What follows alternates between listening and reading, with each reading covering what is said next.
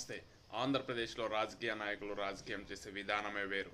అందులో జగన్మోహన్ రెడ్డి చేసే రాజకీయం ఇంకా ప్రత్యేకమనే చెప్పాలి. ఎందుకంటే మొన్న నెల్లూరులో జగన్మోహన్ రెడ్డి గారు సెంట్రల్ జైలు ముందు మాట్లాడుతూ టీడీపీ నాయకులు దాడులు చేస్తున్నారు, వ్యక్తిగత దాడులు చేస్తున్నారు, ఆస్తుల మీద దాడులు చేస్తున్నారు, చర్యకు ప్రతిచర్య ఉంటుంది, దాడికి ప్రతి దాడి ఉంటుందని జగన్మోహన్ రెడ్డి గారు గట్టిగా చెప్తున్నారు.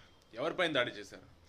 ఒకవేళ నిజంగానే టీడీపీ ప్రభుత్వం వచ్చిన తర్వాత టీడీపీ కార్యకర్తలు దాడి చేస్తుంటే పలానా మండలంలో ఇన్ని చేశారు, పలానా జిల్లాలో ఇన్ని చేశారు, రాష్ట్రం మొత్తం ఇన్ని కేసులు నమోదే, ఇంతమంది పైన టీడీపీ నాయకులు దాడులు చేశారని జగన్మోహన్ రెడ్డి గారు నేరుగా చెప్పొచ్చు కదా. అలా చెప్పలేరు.